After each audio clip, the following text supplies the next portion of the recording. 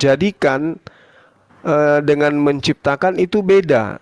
Namun cakupan muatannya itu ada kesamaan. Jadi Samaannya gimana? Allah kemudian menjadikan manusia dari tidak ada menjadi ada. Allah menciptakan manusia dari tidak ada menjadi ada. Itu sama. Tapi dalam proses pemanaan kata menjadikan, ya bisa jadi itu adalah sesuatu yang sudah ada kemudian dijadikan. Tapi kalau yang dikatakan menciptakan dari hal yang tidak ada menjadi ada. Oke, saya tangkap ya Pak ya, menciptakan dari yang tidak ada menjadi ada ya. Iya.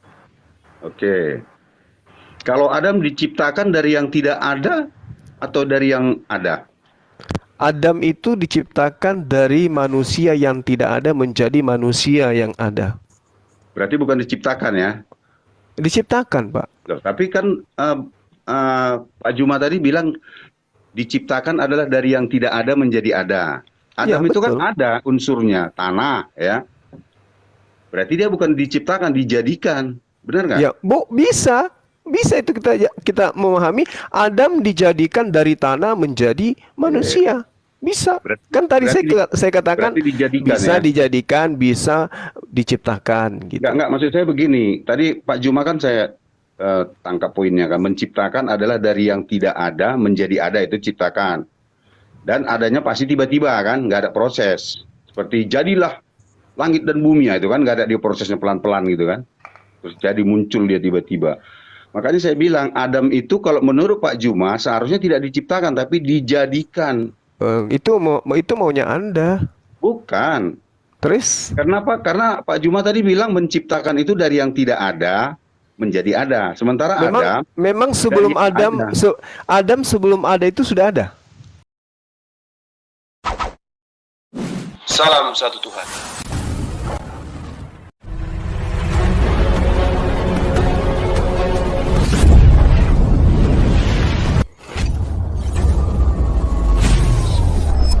Ya, pengantar ini singkat para sahabat. Dukung semua ya sahabat-sahabat kita channel Densa News Muslim. Di like, di subscribe, di share sebanyak mungkin untuk supaya mencegah sahabat-sahabat kita di luar sana Tidak. terpengaruh terhadap pemurtadan. Semoga Allah memberikan selalu sikap istiqamah. Salam satu Tuhan, Allahu Akbar. Jadikan itu bahasa katanya asah bukan bara. Maksudnya? Dia bukan kata Ibraninya Iya, bukan Ibraninya bara tapi asa, asah. memang betul. Terus Sebentar Bang, saya mau jawab apa tuh psikot? Saya mau jawab telepon dulu sebentar ya. Jadi ini dilanjutkan aja sih. Berfirmanlah Allah, baiklah menjadikan manusia. Di sini tidak ada diciptakan di situ. Jadi menurut gambar dan serupa supaya mereka berkuasa atas ikan-ikan di laut dan burung-burung di udara dan ternak dan atas seluruh bumi dan atas segala bintang melata yang merayap di bumi. Itu. iya, tapi Jadi yang kita Anda harus kalau kita Oke. dijadikan ya.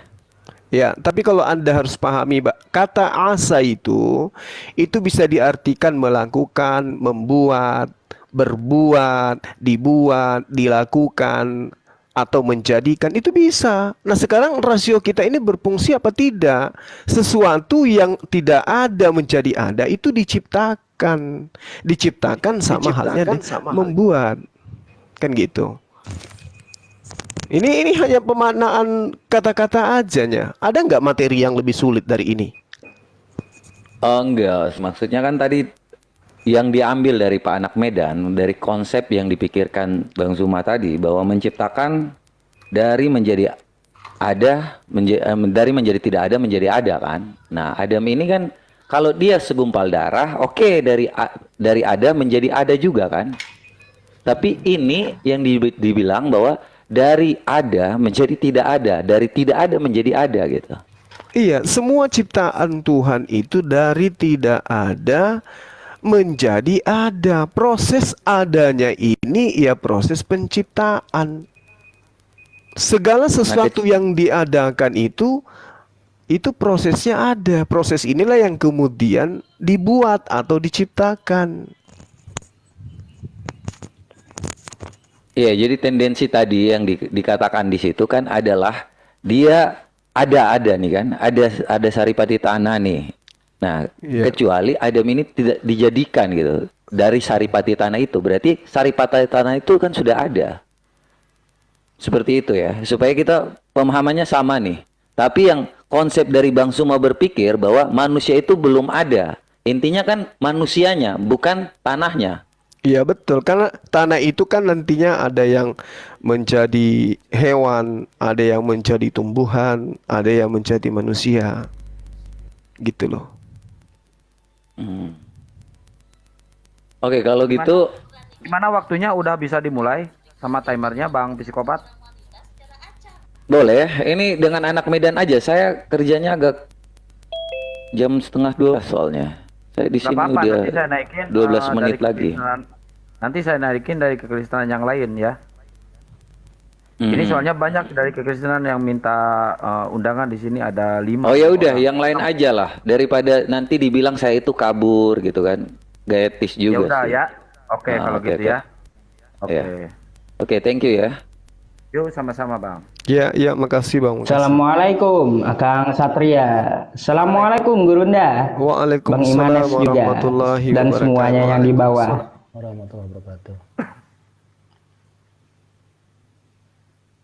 Kita sapa Gimana? dulu. Ini yang baru. Siapa yang mau naik? Bang Nata Gawa berhing. Nata, Bang Nata. Selamat malam. Halo, Selamat malam. selamat malam. Selamat malam. Kedengaran suara saya?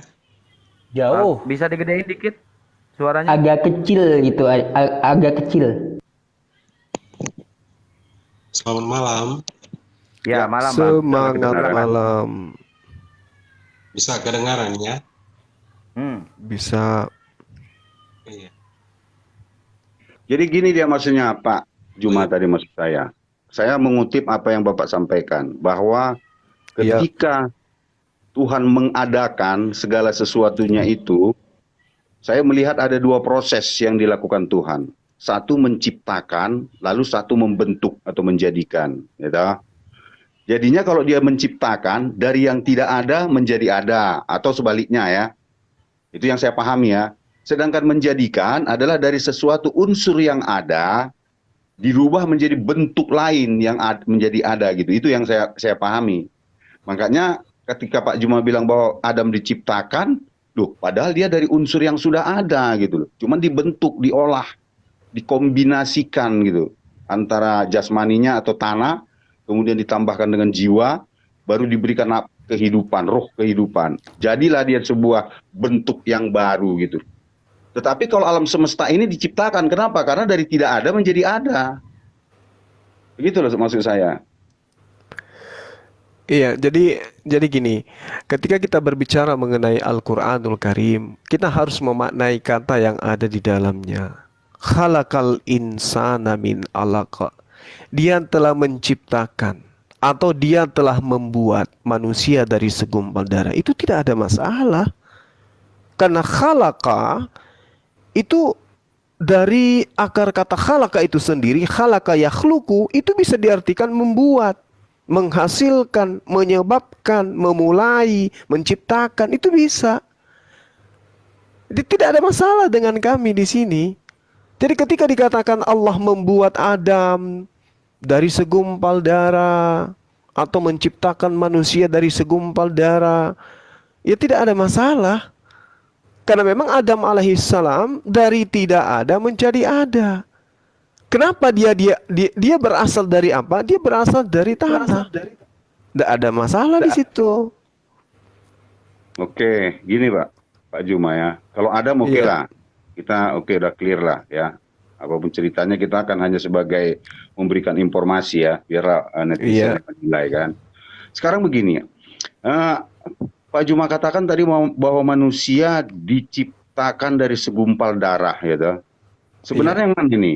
Karena saya baca di dalam surat yang ke-32 ayat 8, di sana disebutkan menjadikan keturunannya dari saripati air yang hina. Ini yang mana ini? Iya. Ya, saripati air yang hina itu sperma yang dimaksud di situ. Sperma Air atau mani? mani. Mani ya, dengan bukan sperma kan ya. sama. Enggak lah. Beda enggak? Beda ya sperma dengan mani. Beda. Coba Anda itu terangkan.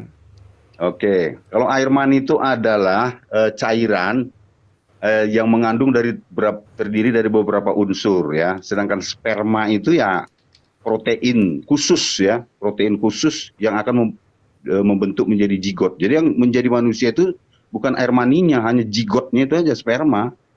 Kita bisa berbicara di kedokteran. Iya. Saya sudah baca itu literasinya.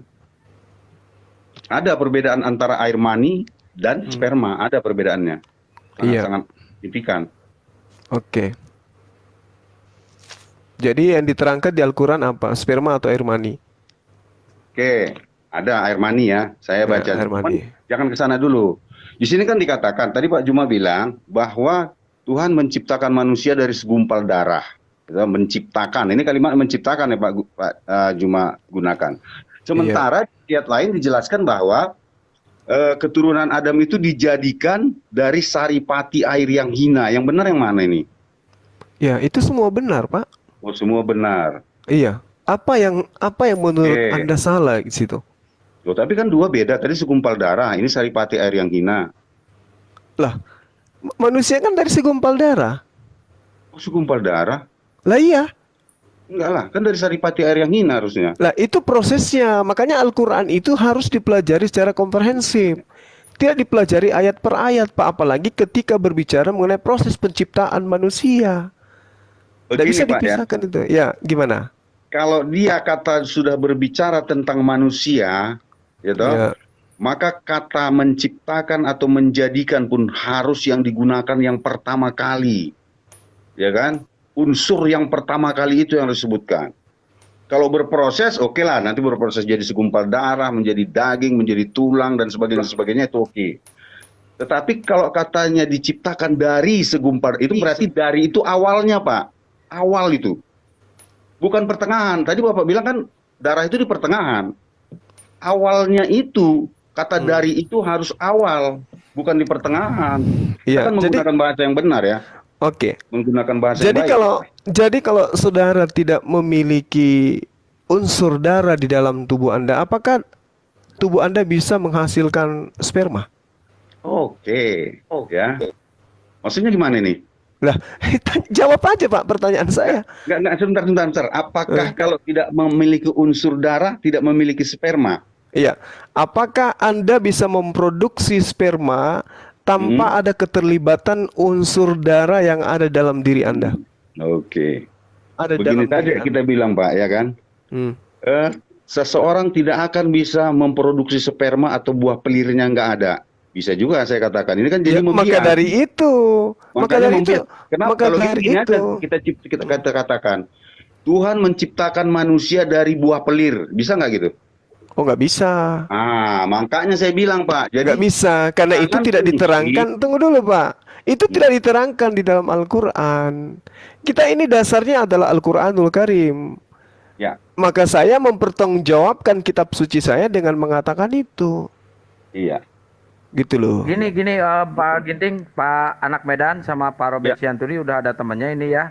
Ini kita Oke. pakai timer aja lah biar apa? Biar tertib Boleh, ya. boleh. Pak, Oh, tadi belum ya? Anak Medan. TikTok misalnya. Oke. Pak Robert monitor Pak Robert. Iya,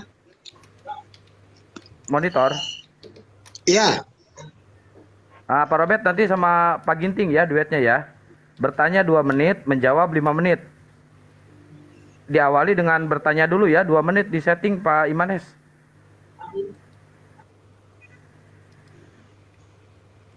Gimana lagi nyetingnya lagi? Aduh.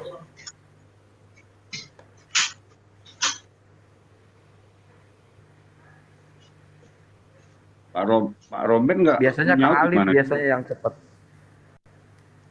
Iya, Bang. Oke. Sebentar. Hmm. Atau Kang Alif aja, Kang Alif yang naik, Kang Alif. Pak Imanes. Boleh saya turun, kalau boleh saya turun. Oh ya, Kang Alif aja. Kang Alif silakan kirim undangan Kang Alif. Kang Alif. Oh ini bisa nih, udah. Berapa menit? 2 menit. Bertanya 2 menit, menjawab 5 menit. Oke. Oke, Udah bisa. saya lanjutkan Oh, ya. udah bisa, Kang. Udah. Kang Alif, mohon maaf. Ya, silakan 2 menit dimulai dari sekarang. Tadi Pak Juma, oke. kita ikuti apanya kan, ini hanya sekedar informasi ya, bukan berbantah-bantahan. Saya nggak mau berbantah-bantahan. Tadi Pak Juma bilang bahwa segumpal darah itu fungsinya memproduksi mani.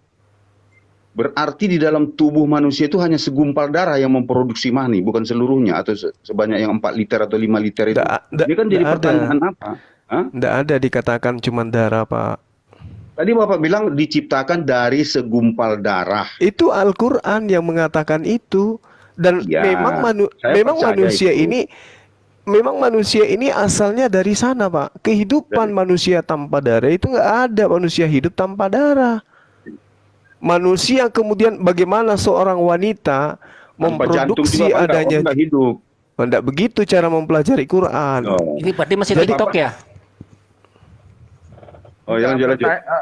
Bertanya Ya. aja dulu 2 Ini kan menit. saya Ya, bertanya nanti ini tadi. juga saya boleh bertanya kan tentang penciptaan manusia di Ya. Bible?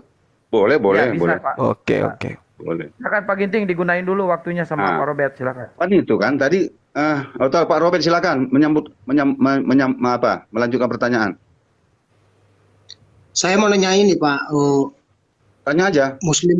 Muslim kan mengajarkan tauhid, Ya. Lanjut aja, Pak. tapi kenapa di Al-Quran itu banyak kata kami? Lanjut Pak, lanjutkan aja Pak kalau masih ada lagi. Nanti supaya dijawab. Kita bertanya. Itu dulu Pak, itu dulu pertanyaan saya Pak.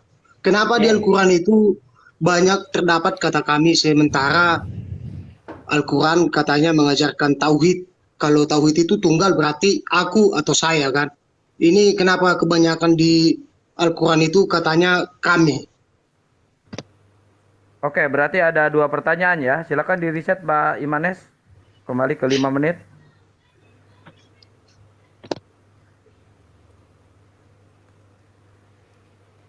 Ya, silakan Gurunda. Iya. Jadi yang pertama, tidak ada di dalam Al-Quran itu kata kami. Kata kami itu hanya ada di bahasa Indonesia, Pak. Oke. Nah, ketika Al-Quran mengatakan nahnu, itu orang Arab tidak memaknainya seperti orang Indonesia memaknai kata kami. Sedangkan orang Indonesia saat sekarang itu sudah menggunakan kata kami untuk menjelaskan dirinya yang tunggal. Contoh, kepala sekolah atau seorang pemimpin yang sedang berpidato. Recording in progress. Kami tidak mau, ya, kami sebagai kepala sekolah. Memang kepala sekolah ada berapa di situ? Cuman 1. Kenapa dia menggunakan kata kami? Itu penghormatan. Itu penghormatan. Kalau mengatakan saya itu terkesan sombong. Mengatakan kami itu lebih mulia. Makanya ketika Allah mengatakan kata kami itu menunjukkan kemuliaan dirinya. Dan rasa bahasa itu juga sudah masuk ke dalam bahasa kita sehari-hari. Nah, orang Arab sebelum Islam datang, mereka mempertuhankan banyak dewa-dewa. Ketika Rasul Muhammad SAW datang mengajarkan menyembahnya kepada satu Tuhan, Allah mengenalkan dirinya kepada baginda Rasulullah Muhammad SAW dengan menggunakan kata nahnu. Contoh misalnya, nahnu nazzalna dzikra wa inna lahu lahafizun. Kami yang mewahyukan, kami juga yang menjaga.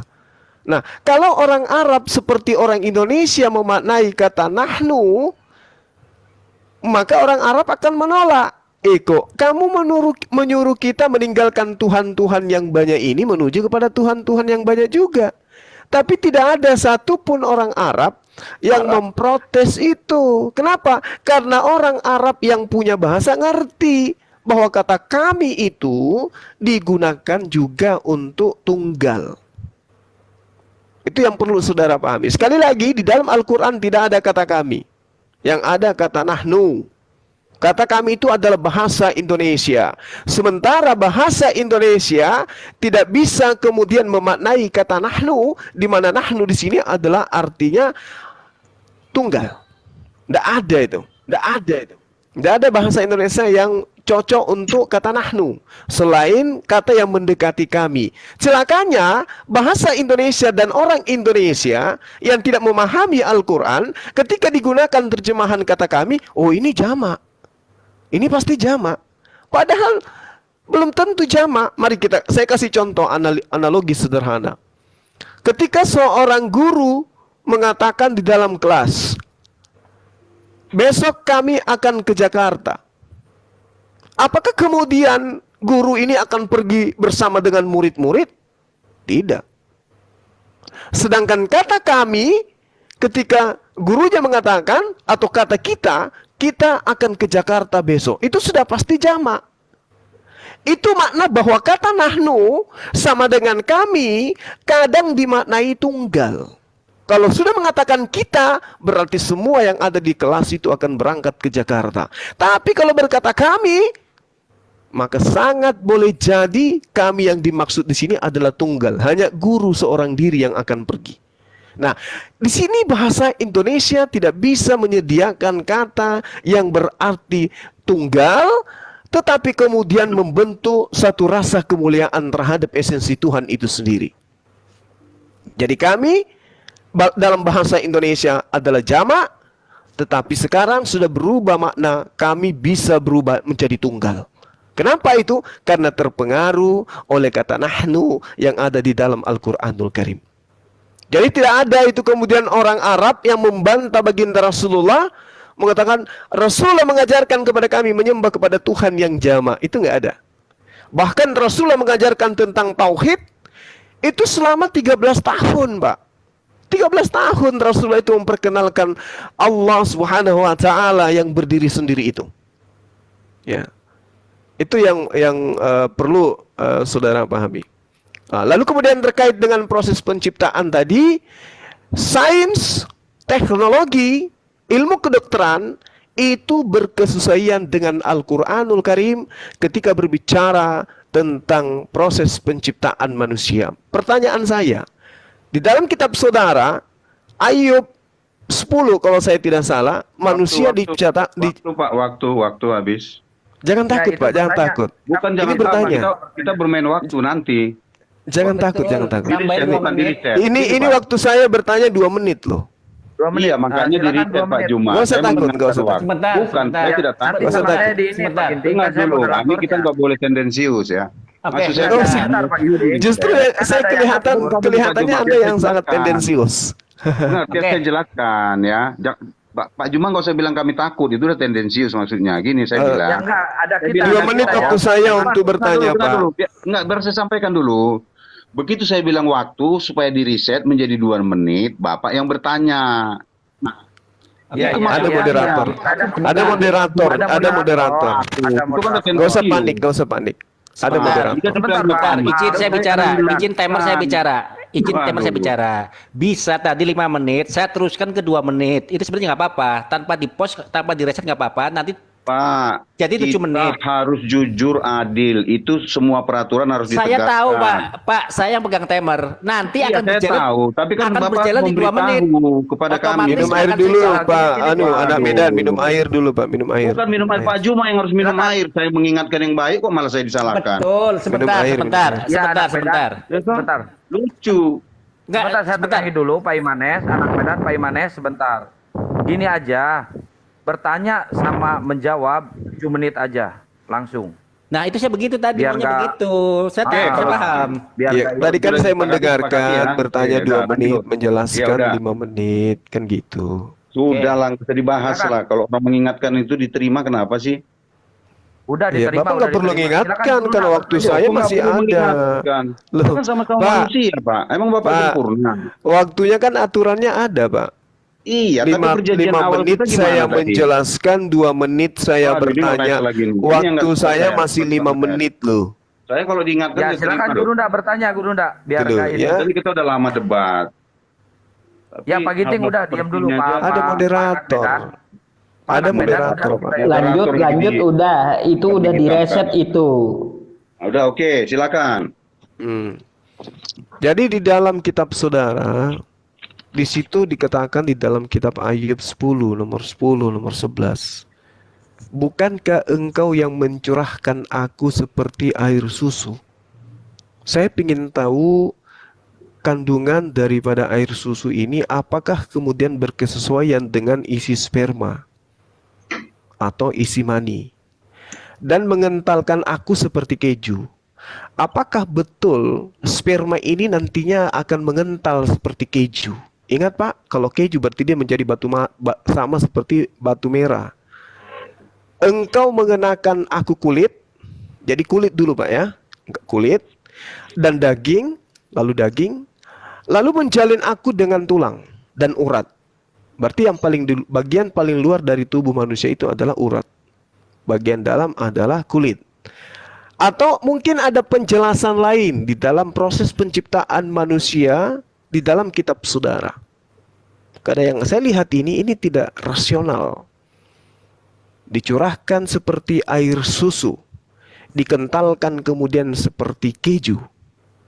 Ya, lalu engkau mengenakan aku kulit dan daging kepadaku. Jadi tadi yang seperti keju dibungkus kulit, lalu dikenakan daging, lalu dijalin dengan tulang, habis itu dikasih urat. Ini seperti nyoknyang Pak, nyoknyang bakso. Ya, silakan Anda jelaskan kepada saya. Waktunya masih ada itu Pak. Ya nggak apa-apa, saya sedekahkan untuk Anda. 7 menit Bang Imanes, 7 menit dia menjawab sama bertanya nanti. Sekarang begini ya, sebelum saya menjawab, saya minta konfirmasi dulu dengan Pak Juma ini. Ya, karena tadi siang kami berdebat. Beliau mengatakan bahwa saya nyolong kitab suci gitu loh. Udah jangan lari kemana-mana dulu. Fokus Enggak, di sini sebentar. dulu. Makanya saya mau konfirmasi dulu. Saya temukan kitab Ayub ini nempel di kitab saudara.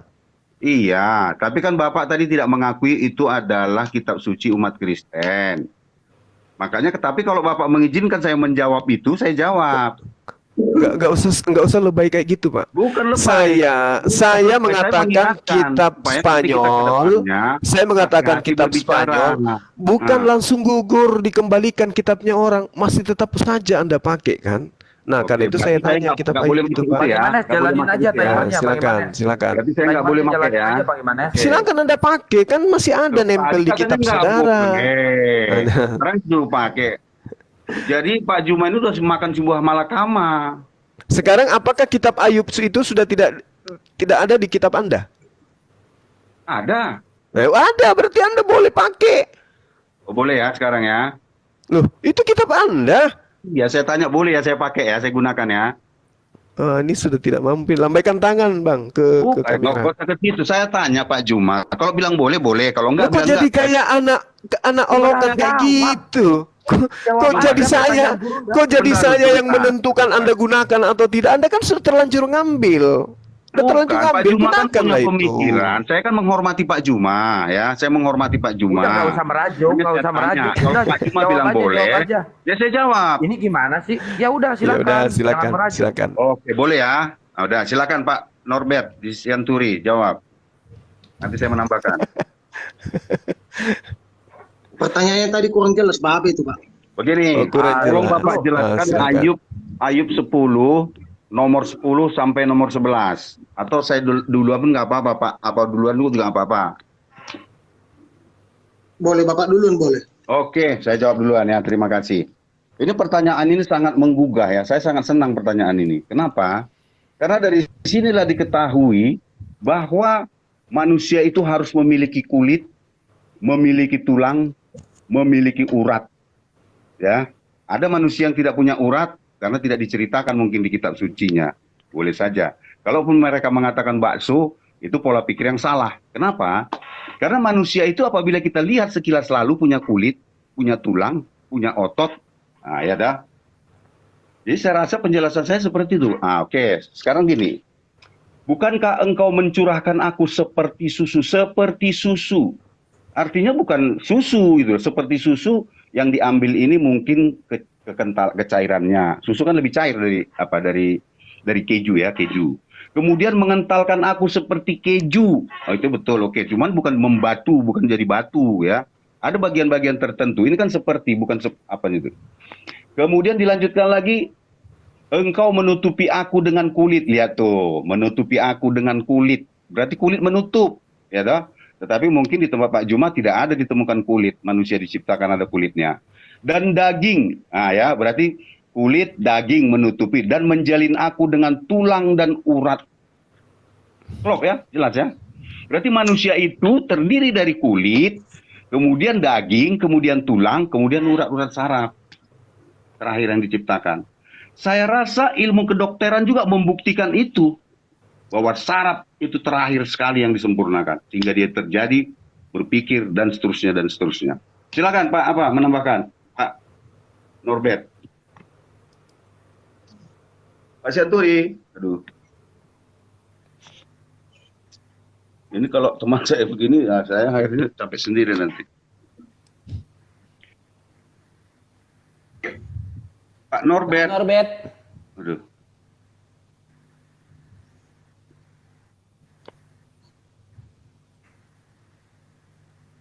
Cek. Ya sudahlah, itulah yang jawaban saya. Sekarang waktunya kan masih banyak nih. Kalau apakah bisa saya gunakan langsung untuk bertanya, kan nggak etis juga kan, karena waktu yang disediakan bertanya hanya 2 menit. Tapi nggak apa-apa lah, yang sisanya itu ya udah saya stop sampai sini. Nanti ketika tinggal 2 menit lagi, saya akan lanjutkan sebuah pertanyaan. Gitu Pak, saya rasa. Nggak, langsung aja bertanya, nggak apa-apa. Nggak usah lah, kita sportif aja. Kan tadi narasinya kan 5 menit menjawab, 2 menit bertanya. Saya nggak mau istilahnya peraturan dirubah-rubah terus. Bukan berubah. Kalau memang jawabannya sudah di situ, kan kita nunggu 3 menit, nunggu begini kan cengok. Langsung dilanjut aja pertanyaan. Oke, saya Enggak, gunakan. Bang. Waktu yang ada digunakan untuk tanya jawab untuk menyelesaikan permasalahan ini. Iya. Jadi begini, istilahnya kalau ada saran dari pihak Kristen pun aturannya diterima juga dong. Ya kan enak kita. Jadi kita fair gitu loh. Terus kayak Jadi gini teman diem-dieman. saya coba saya cek dulu sekali lagi, teman saya ada nggak? Nanti aduh. Tanya dia, Jangan atau begini aja Pak, kalau memang dia nggak bisa berkomunikasi, teman-teman yang lain boleh nggak dinaikkan? Saya juga nggak ngomong, Pak. Nggak apa-apa, 1 lawan 1. Oh, maksud saya begini Pak tadi, kalau memang Bapak nggak ngomong, atau udah lanjut gitu. Jadi saya paham bahwa Bapak mesti ada. Pak. Ya Pak sudah, Syanturi, lanjut aja. Kalau Pak Norbert nggak ngomong, saya nggak akan ngomong, nggak temani Bang Juma. Silakan berdua gitu. Oke, Kita kalau adil gitu saja. Ya. Oh, Pak, ini Pak Yusuf rupanya. Suaranya kubik dari Pak Norbert tadi.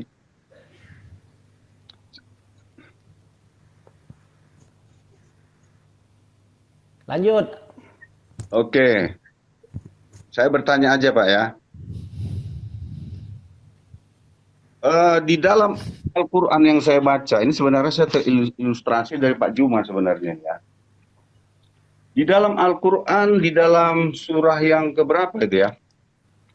Surah yang ke-57 ya. Ayat 22 dijelaskan. Boleh saya baca sebentar Pak ya? Boleh. Ya, silakan. Boleh ya.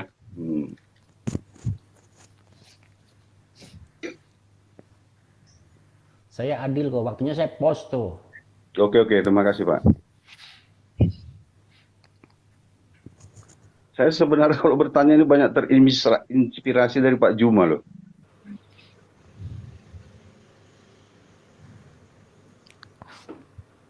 Ada ya, 5, aduh.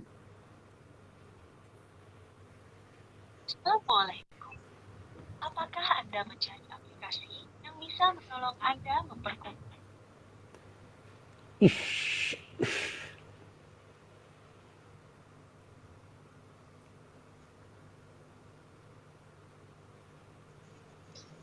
Udah, temu? Udah oke ini dia. Tapi saya bacakan bahasa Indonesianya aja ya. Karena saya nggak ngerti bahasa Arabnya.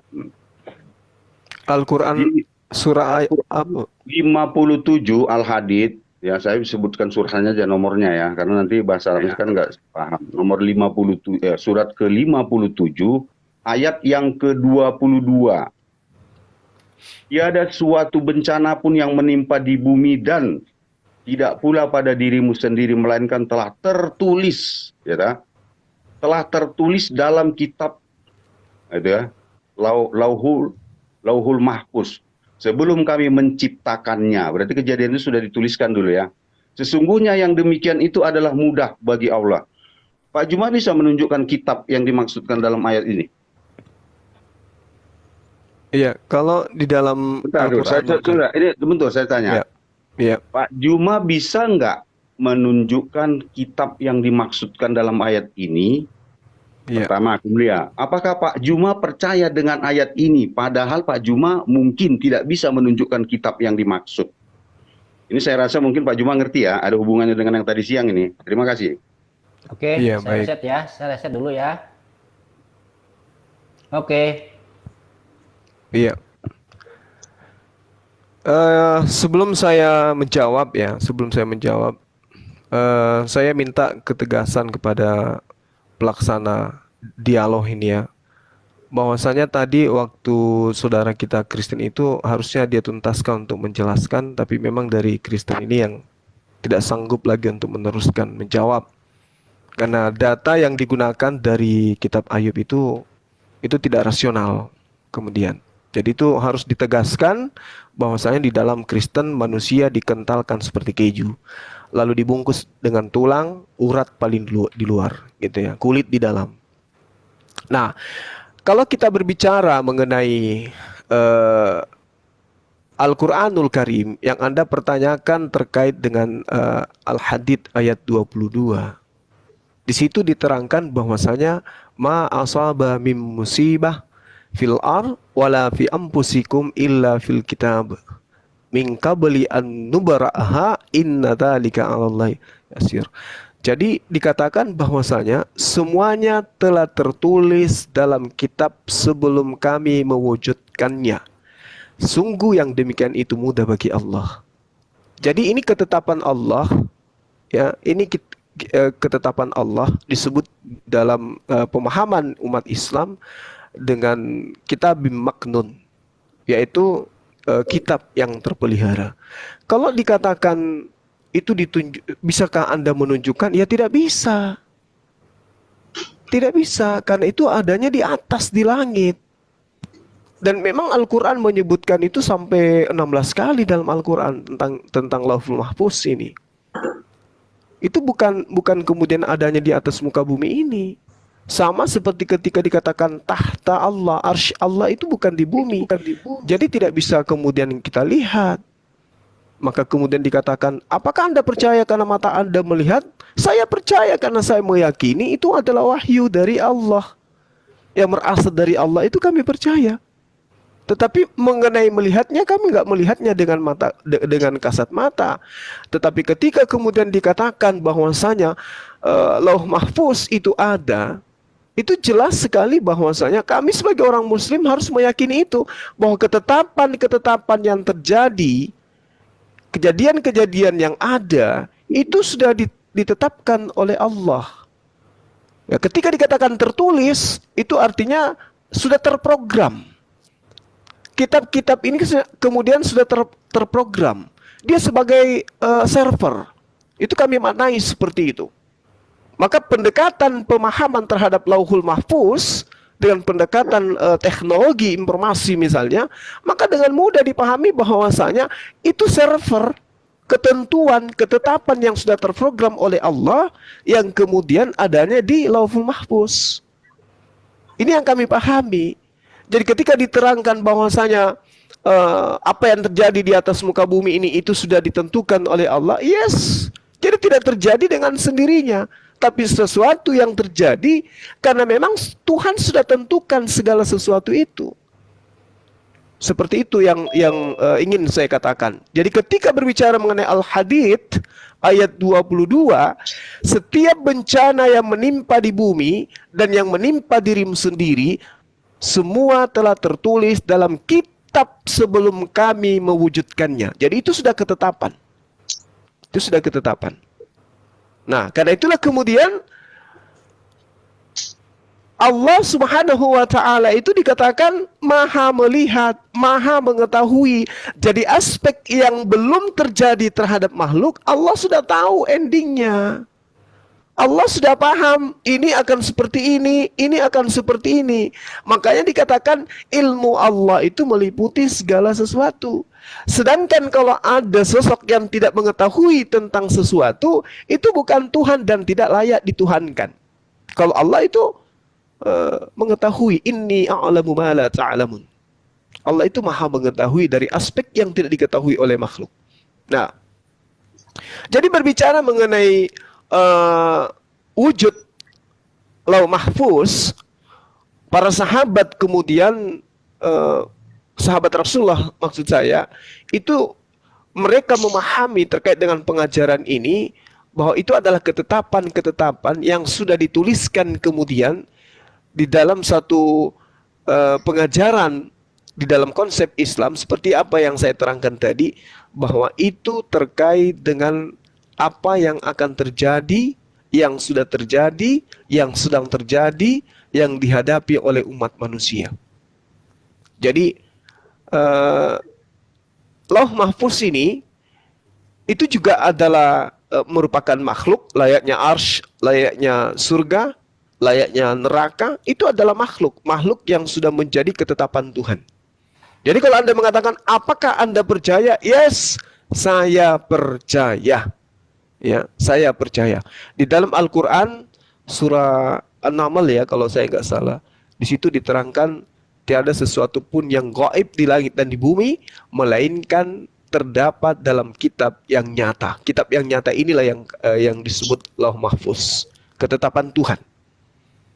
Ya, saya kira begitu yang ingin saya katakan kepada saudara. Giliran saya bertanya, dan saya berharap supaya Anda itu menjawabnya dengan tuntas supaya kita mendapatkan edukasi. Apa yang Anda ketahui ketika kitab Ayub ini tadi menerangkan bahwa manusia itu dikentalkan seperti keju? Apakah kemudian menurut ilmu kedokteran sudah berkesesuaian bahwa sperma itu mengeras seperti keju? Anda pasti tahu keju. Apakah mungkin kemudian manusia, janin, embrio itu bisa jadi ketika sperma itu mengeras seperti keju? Tunjukkan disiplin ilmu apa yang kemudian bisa digunakan, karena kalau kedokteran tidak mungkin. Tidak mungkin.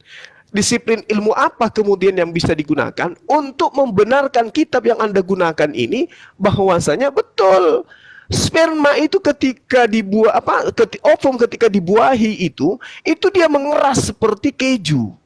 Sedangkan belum menjadi keju, wanita itu terkadang kena kanker, kankernya pun lembek, tidak seperti keju. Bagaimana kalau jadi keju? Silakan.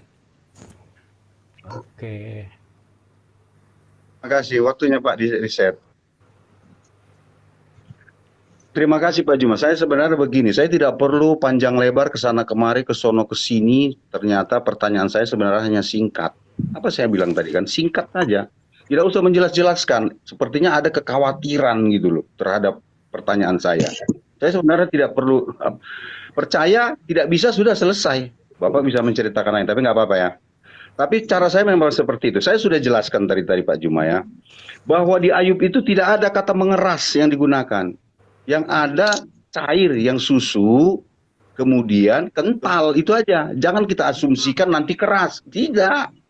Jangan sampai situ. Yang penting apa tertulis bahwa dia itu cair dan kental.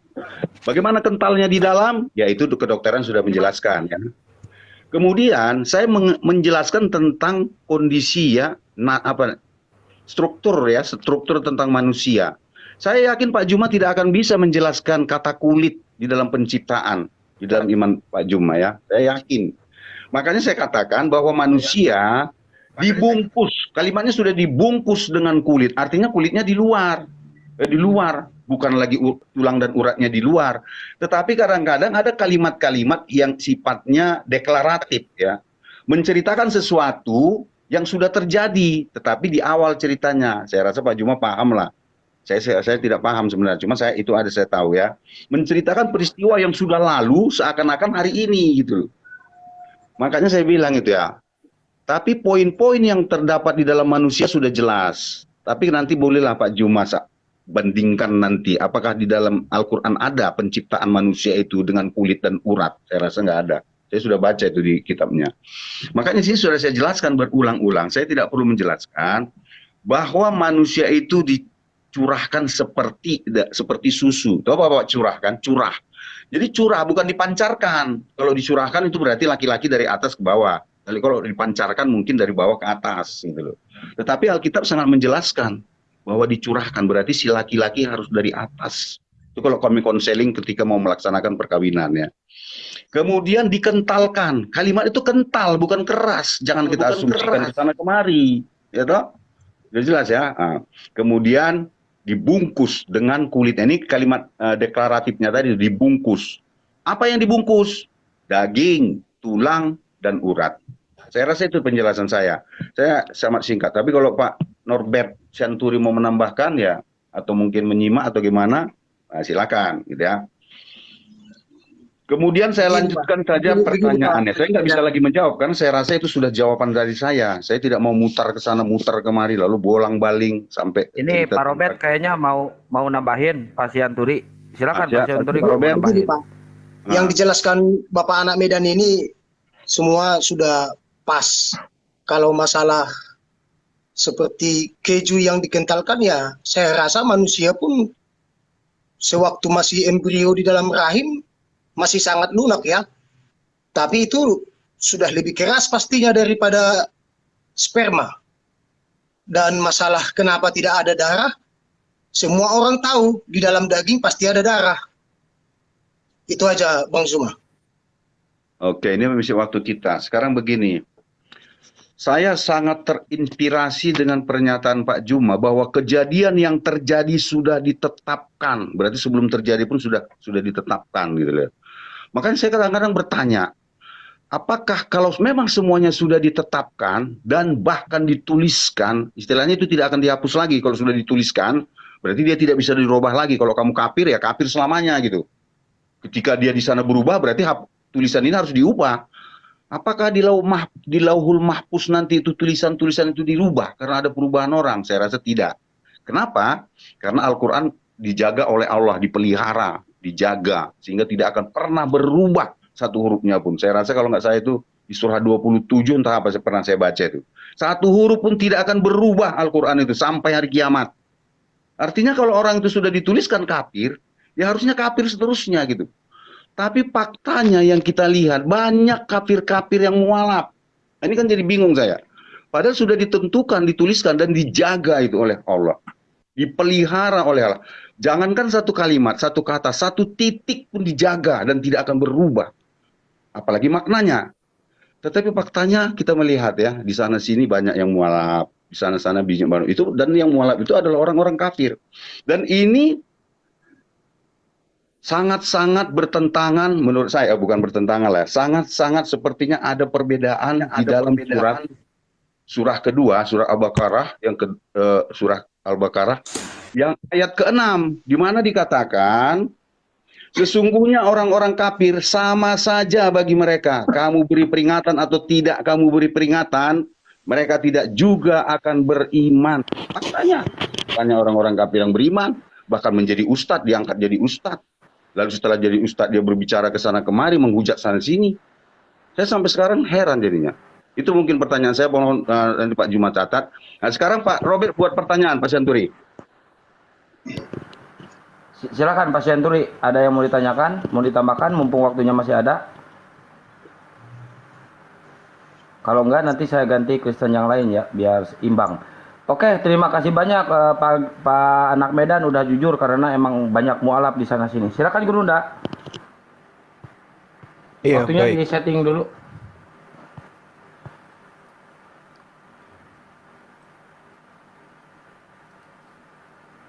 Siap. Silakan. Ya, oke. Jadi kalau kita berbicara mengenai ketetapan Tuhan, sebelum saya ke sana ya, saya kembali kepada kitab Ayub. Jadi gini kawan, ketika Anda mencoba untuk menganalisa kitab saudara, menganalisa dalam arti kata Anda mencoba untuk memberikan asumsi terhadap apa yang ada di dalam kitab saudara. Kitab saudara mengatakan, engkau yang mencurahkan aku seperti susu dan mengentalkan aku seperti keju. Original teksnya jelas di situ menggunakan kata gafah. Kata gafah itu beku atau membeku. Nah, kalau dikatakan Anda menggunakan kata mengental, keju itu tidak mengental, keju itu membeku. Maka kata gapa di sini beku atau membeku. Ini tidak bisa Anda pungkiri, karena kita berbicara mengenai apakah ini firman Tuhan sudah berkesesuaian atau ini hanya cerita yang dibangun kemudian. Engkau yang mencurahkan aku seperti susu, mengentalkan aku seperti keju. Mengental di sini sebenarnya adalah membeku karena menggunakan kata gapa. Tapi lagi terjemahan Indonesia mengambil kata mengental. Keju itu tidak mengental, keju itu proses akhirnya adalah membeku. Apakah manusia seperti itu? Lalu kemudian ketika Anda berbicara, engkau mengenakan aku kulit dan daging kepadaku, serta menjalin aku dengan tulang dan urat. Ini kalau kita urutkan, seperti Al-Quran berbicara tentang urutan proses penciptaan pada diri manusia terkait dengan apa yang ada dalam surah Al-Mu'minun ayat 12 sampai nomor 4 ayat 14. Bagaimana kemudian Al-Quran menelaah tentang proses penciptaan manusia yang terkait dengan sulala mintin saripati tanah, lalu kemudian berbicara mengenai nutfah, sperma, lalu berbicara mengenai alaqah, segumpal darah, berbicara mengenai mudghah, segumpal daging, dan seterusnya. Maka ini sangat tidak rasional. Kenapa saya katakan? Karena kalau kulit yang lebih di dalam daripada tulang, maka itu akan tidak rasional. Karena kenapa? Al-Quran mengatakan kata izam, tulang atau kerangka, itu posisi berada di dalam dia. Dibungkus oleh apa? Mudghah. Mudghah itu segumpal darah. Sedangkan di kitab Ayub, tulang di luar, daging di dalam, kulit di dalam. Kalau di Al-Quran berbicara mengenai kulit, jangan Anda katakan sesuatu itu tidak diterangkan di Al-Quran. Salah Anda. Kullama nadijat juluduhum baddalnahum juluda ghairaha haliyazukul azabah. Innallaha kana azizan hakima. Kelihatannya Anda tidak paham sampai setiap kulit mereka hangus kami ganti dengan kulit yang lain. Berarti kulit itu posisinya di luar. Ketika orang di neraka itu kulitnya hangus. Berarti posisi kulit itu di luar. Nah, ini yang tidak Anda pahami. Kembali kepada poin pertanyaan saudara tentang takdir. Di dalam Al-Quranul Karim ketika berbicara mengenai ketetapan yang Anda maksud tadi, bahwasanya Allah Subhanahu wa taala ketika menerangkan sesuatu itu sudah dituliskan. Kenapa sudah dituliskan? Karena Allah itu sudah tahu endingnya. Lauhul Mahfuz menerangkan bahwasanya saudara anak Medan dari usia sekian, usia 1 hari sampai kemudian dia balik itu adalah muslim. Usia dia mulai balik sampai dia usia 30 atau 8 atau 40 tahun dia kufur, tapi setelahnya di bawah bimbingan daripada Bang Zuma, beliau menjadi syahadat. Itu sudah tertulis. Jadi ketika kemudian Anda mati dalam keadaan muslim, sudah tertulis bahwa Anda di bawah bimbingan Bang Zuma akan bersyahadat, bersimpu di hadapan Allah. Itu sudah tertulis seperti itu. Tapi kalau Anda tetap mati dalam kekafiran, berarti tertulisnya ya Anda mati dalam kekafiran. Jadi bukan berarti sudah ditentukan itu yang harus menjadi paku mati. Tidak. Anda yang merubah nasib Anda, tetapi bukan berarti takdir itu yang dirubah di Lauhul Mahfuz. Tidak. Di situ sudah menerangkan bahwasanya saudara ini si fulan pada tahun sekian hari ini dan seterusnya beliau bersyahadat, sehingga Tuhan Maha mengetahui sudah menuliskan kadarnya memang seperti itu. Begitu juga yang muslim. Dia muslim dari sejak lahir sampai usia sekian, tapi pada saat usia sekian dia kafir, mati masuk dalam neraka. Itu Allah sudah tahu. Allah sudah tahu. Maka Allah sudah menuliskan itu. Oleh karena itulah kemudian kalau hari ini tidak ada kecenderungan Anda dari hari ke hari ketika berdebat dengan Bang Zuma, dari hari ke hari yang ada hanya Anda mengeraskan diri terhadap Islam, berarti yang tertulis di sana memang Tuhan melihat akhir hayat Anda itu sebagai orang kafir, maka Allah menetapkan seperti itu. Tapi sebaliknya, ketika hari demi hari hati Anda terketuk untuk mengenal Islam lebih jauh, maka saya curiga jangan sampai di Lauhul Mahfuz itu tertulisnya Anda itu mati dalam keadaan Muslim. Loh, kalau begitu sudah ditentukan. Bukan sudah ditentukan, Allah sudah tahu ending kehidupan kita itu seperti apa nantinya. Oleh karena itulah Allah sudah menggoreskan. Bukan kemudian atas goresan itu kita ikuti goresan itu, tidak.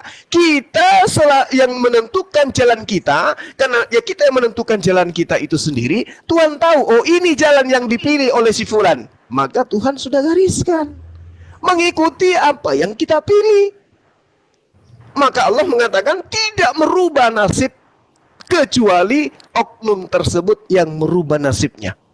Jadi berbicara mengenai takdir, Anda jangan salah pahami. Anda lah yang melakukan itu. Allah Maha mengetahui ending kehidupan Anda, sehingga Allah lebih dulu mencatatnya. Jadi demikian. Waktunya sudah habis. Pertanyaan Silakan, tidak ada, gimana ini? Ya, saya masih mengharapkan Anda menjelaskan tentang kitab Ayub. Oke, ya. Satu aja, saya nggak usah terlalu banyak pertanyaan. Oke, riset. Oke, terima kasih. Saya sudah jelaskan berulang kali kepada Pak Juma, tapi Pak Juma tetap tidak bisa menerima gitu loh. Kenapa? Di dalam ayat itu sudah jelas kata kental yang ada, kata cair yang seperti susu yang ada. Jadi begini Pak Juma ya, saya bacakan dulu tentang proses pembuatan keju ya. Proses pembuatan keju pertama-tama diawali dari pemanasan susu sampai suhu 90 derajat selama 15 sampai 30 menit untuk membunuh bakteri patogen. Setelah dipasteurisasi, susu diberi bakteri Lactobacillus bulgaricus dan asam laknat untuk menggumpalkan protein susu. Lihat tuh ya, menggumpalkan protein susu. Jadi sampai sini pembahasannya. Jangan kita cerita sampai dia nanti kental, dijemur, dikeringkan, bukan itu. Yang penting Alkitab sudah menjelaskan proses manusia itu sampai dia kental, bukan sampai dia keras mau jadi manusia, jangan dipaksa. Karena Alkitab meneraskan sampai kental saja. Makanya saya heran ketika Pak Juma memaksakan sampai keras, padahal Alkitab tidak menuliskan. Ini namanya pemaksaan, gitu kan? Padahal Alkitab sudah meneraskan. Kedua, saya sudah mengatakan bahwa aku dibungkus. Lalu dibilang kalau udah dibungkus kulit berarti kulit paling luar. Ini bahasa Indonesia yang sederhana menurut saya. Kalau Pak Juma mengatakan dibungkus kemudian ada lagi di luar pembungkus itu udah nggak ngerti lah. Saya sudah lelah menyampaikannya itu. Bahwa aku dibungkus kulit. Artinya kulit paling luar. Itu bahasa Indonesia yang sederhana ya. Kemudian yang saya tanya tadi tentang kulit pada proses janin. Kok Pak Juma menceritakan kulit pada peristiwa di neraka. Ini kan nggak nyambung. Ya kan? Saya menceritakan proses kulit pada saat janin ada nggak tertulis. Jangan ceritakan yang di neraka. Janin sama neraka itu kan hal yang berbeda, sangat-sangat berbeda. Nanti sekali lagi tolong Pak Juma ya ditanggapi lah. Kemudian ini yang saling serius sekali ini. Sudah tahu, sudah menuliskan. Artinya orang masuk surga atau neraka itu Tuhan sudah tahu lah istilahnya itu. Lalu tiba-tiba Pak Juma ya nggak boleh diikuti goresan itu. Kan bingung lagi. Bahkan mengatakan Tuhan tidak akan merubah nasib suatu kaum apabila dia tidak sendiri merubahnya. Ini maksudnya apa? Padahal sudah dituliskan. Lalu disuruh juga merubah.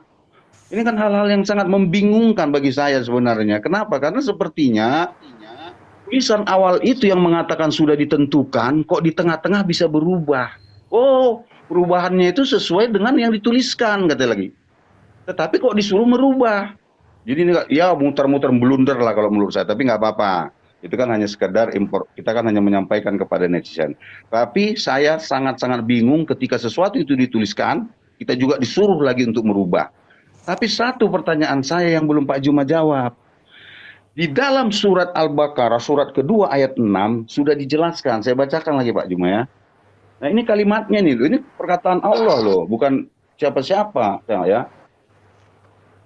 Nah, sesungguhnya orang-orang kafir sama saja bagi mereka kamu beri peringatan atau tidak kamu beri peringatan, mereka tidak juga akan beriman. Ini yang harus Pak Jumat. Kenapa tiba-tiba beriman?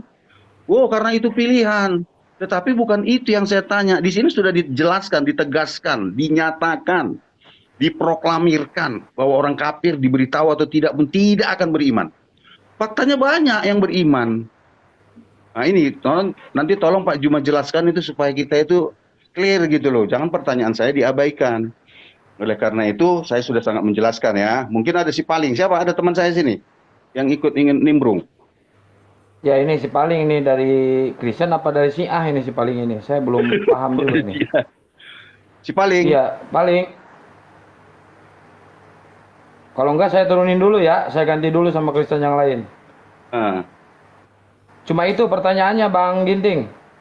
Ya, Bang karena Anak pertanyaan Medan. saya itu tadi tidak dijawab, sudah dinyatakan. Ini sangat-sangat harus saya tekankan sekali lagi ya. Kalimat ini saya sungguh ya, saya sungguh. Tapi nanti Pak Juma paling, oh ini bahasa Arab maksudnya begitu. Kalau begitu ya udah nggak apa-apa ya. Tetapi kalaupun ini tidak benar terjemahannya, kenapa dibiarkan? Kenapa tidak diprotes? Tidak adanya pemrotesan terhadap terjemahan ini yang dilakukan oleh Departemen Agama, saya menyimpulkan bahwa ini ada terjemahan yang benar. Sesungguhnya orang-orang kafir sama saja bagi mereka.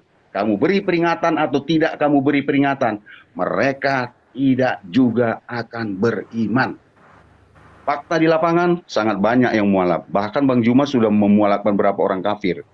Apa Pak Juma mau menyangkal? Ya, ya kan? Apa Pak Juma mau mengangkal ayat ini? Tidak percaya dengan ayat ini? Sehingga Pak Juma melakukan, harusnya kalau Pak Juma mendengar ini, membaca ini, Pak Juma tidak akan melakukan apalagi berita-berita untuk mengimankan orang kafir. Karena ayat ini sangat jelas. Jadi saya nggak tahu jadinya kenapa seperti ini gitu loh. Tapi ya udah, itu kan namanya upaya ya, usaha. Tetapi saya harap ya kalau kita berupaya itu harus dasarnya ada ayat Al-Quran baca. Sesungguhnya orang-orang kafir sama saja bagi mereka. Kamu beri peringatan atau tidak kamu beri peringatan, mereka juga tidak akan beriman. Kalau ini ternyata bisa kita lakukan bertentangan dengan ini, menurut saya kita sudah coba-coba tidak percaya lagi dengan perkataan Allah. Kenapa? Karena apa yang dikatakan Allah sudah jelas, tapi kita sendiri sudah tidak percaya, sehingga kita bersibuk diri untuk menarik orang-orang menjadi mualaf. Saya rasa begitu, biarlah waktunya saya singkat, saya berikan kepada Pak Juma. Terima kasih. Assalamualaikum warahmatullahi wabarakatuh. Host, mungkin nggak apa-apa saya dibawa dulu, saya standby aja. Soalnya Pak Ginting perlu kawan. Nggak apa, saya izin dibawa lagi ya. Siap-siap. Nggak enak kita sendiri kan, supaya agak Ya familiar. silakan yang dari Kristen naik dulu, silakan. Tadi saya lihat ada yang dari Kristen, silakan naik. Silakan Gurunda. Itu waktunya belum direset loh.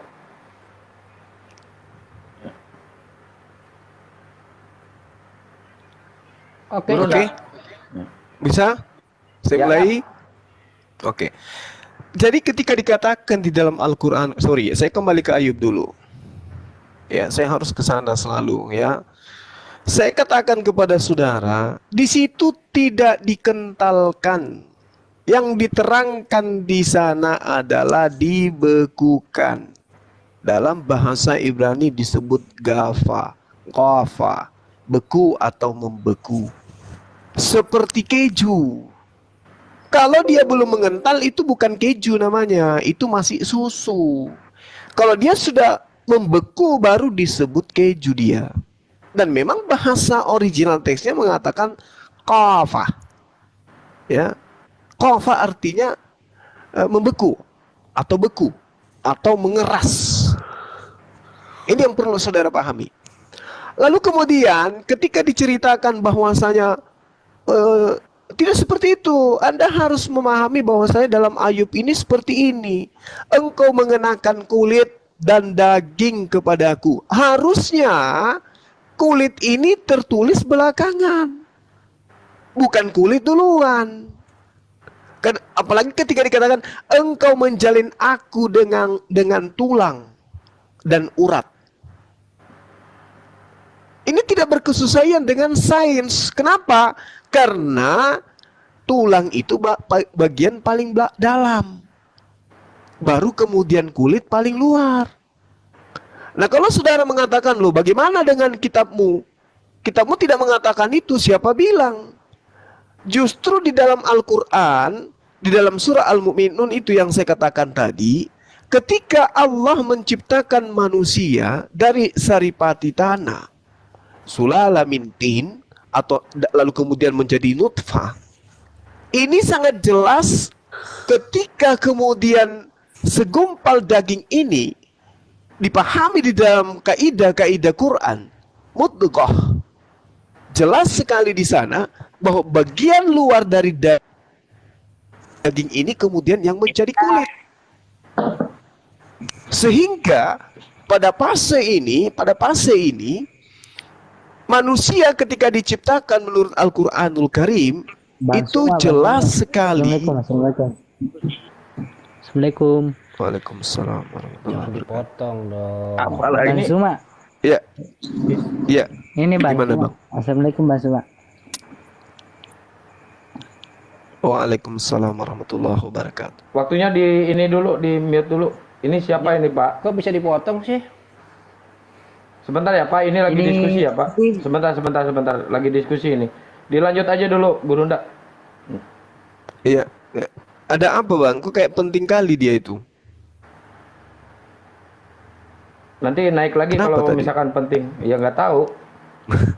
Iya. Bentar, ini di ini aja kalau penting silakan. Kalau nggak penting ya jangan dulu ya. Ini mau apa nih? Jangan dulu ya. Ini mau apa nih? Bang pengamat. Bang Ya, pengamat. kenapa? Ini penting Bang. Bang pengamat. Ya, aduh, noise banget, Pak. Iya, kenapa, Bang? Ada apa, Bang Benson? Iya, kenapa? Ada sesuatu yang sangat penting ternyata, rupanya. Apa itu? Mungkin mau mualaf dia, Bang. Enggak, ini noise-nya dia. Noise. Silakan mute-nya noise enggak? Kalau noise turun dulu lalu naik lagi. Silakan Pak Penom. Pak Penom, dibuka mute-nya Pak Penom. Pak Penom. Mute-nya di Akang Satria, naikin orang pas waktunya habis saja gitu. Jangan di tengah-tengah diskusinya. Pas waktunya habis baru dinaikin orang kalau baru. Silakan lanjut Guru Nda. dia ya Iya. apa? Iya, baik. Jadi ketika kemudian berbicara mengenai proses penciptaan pada diri manusia berdasarkan Al-Quran itu sangat jelas urutannya, ya, sangat jelas urutannya. Sedangkan yang diterangkan di dalam kitab Ayub ini, urutannya itu daging, kulit dulu, baru daging, baru kemudian dijalin dengan tulang, lalu kemudian urat, gitu. Nah, terkait dengan air susu tadi, itu bukan dikentalkan, tetapi dikeraskan, dibekukan seperti keju. Nah, kembali kepada pertanyaan saudara tentang orang-orang kafir. Sesungguhnya orang-orang kafir sama saja bagi mereka, engkau beri peringatan atau tidak engkau beri peringatan, mereka tidak akan beriman. Nah, bagaimana orang kafir ini? Apakah mereka ini lahir seketika itu sudah kafir? Tidak. Mereka lahir dalam keadaan fitrah. Mereka lahir dalam keadaan suci. Mereka lahir dalam keadaan di mana mereka tidak membawa dosa. Mereka lah yang kemudian mengatakan bahwasanya ya kami sudah membawa dosa, kami sudah jadi kafir. Tidak seperti itu. Al-Quran menerangkan Bismillahirrahmanirrahim, fa'akim wajhaka lid-din hanifan fitrahtallahi lati fataran nasa alaih. Jadi manusia itu diciptakan dalam keadaan suci dia. Tidak diciptakan dalam keadaan kafir, tidak. Lalu kemudian Allah mengatakan bahwasanya kebenaran itu ada dari Tuhanmu. Katakan kepada manusia, wahai Muhammad, wa qulil haqqu mir rabbikum faman syaa'a falyu'min wa man syaa'a falyakfur. Inna a'tadna liz-zalimina nara. Kebenaran itu sudah ada. Allah Subhanahu wa taala telah menyajikan kebenaran itu. Barang siapa yang ingin menerima kebenaran itu, silakan mereka beriman. Barang siapa menolak kebenaran itu, silakan mereka kafir. Biarkan dia kafir. Makanya Al-Quran itu mengatakan la ikraha fiddin, tidak ada paksaan. Kalau Anda ingin meninggalkan kekafiran, silakan masuk Islam. Kalau Anda mau mati dalam kekufuran, silakan dengan kekufuran Anda. Yang pasti Allah Subhanahu wa taala telah menurunkan Al-Quran sebagai hudan, sebagai petunjuk bagi orang-orang yang bertakwa. Anda membaca surah Al-Baqarah ayat 6. Sesungguhnya orang-orang kafir, innal ladzina kafaru sawa'un alaihim. Ini orang-orang kafir. Tidak dikatakan sesungguhnya manusia sama saja bagi mereka, engkau beri peringatan atau tidak engkau beri peringatan, mereka tidak akan beriman. Bukan dikatakan begitu, tapi khusus kepada orang kafir. Siapa orang kafir ini? Yang mau kafir. Kan ayatnya tadi saya sudah bacakan. Kebenaran itu sudah ada, sudah disempurnakan. Siapa yang mau beriman, tafadhal. Siapa yang mau kafir, silakan. Nah, ternyata saudara memilih kafir. Maka Allah menerangkan sesungguhnya orang kafir itu sama saja bagi mereka, Bang Suma menyampaikan kebenaran ataupun tidak, mereka tetap akan menjadi kafir. Kenapa? Mereka tidak mau. Kebenaran datang, mereka tidak mau. Tapi orang-orang yang berakal akan mau menerima kebenaran yang datang dari Allah. Sehingga mereka meninggalkan kekafiran. Oh, ternyata Allah sudah tahu. Sebelum itu terjadi Allah sudah tahu. Si fulan kafir, tapi di akhir usianya yang kesekian dia menjadi muslim, kembali kepada fitrahnya. Allah sudah tuliskan itu. Oh, si fulan setelah datang kepadanya kebenaran, dia kekeh mempertahankan kekafirannya. Tuhan sudah tahu itu, makanya dituliskan. Bukan berarti dituliskan dulu dalam arti kata memang harus kayak begitu, kamu ikuti yang tertulis, tidak. Tuhan mengetahui ending. Oke, makasih. Oke, waktu sudah habis. Ini Bang Endi dari kekristenan kan? Bang Endi. Halo Bang Endi. Bang Endi dari kekristenan bukan?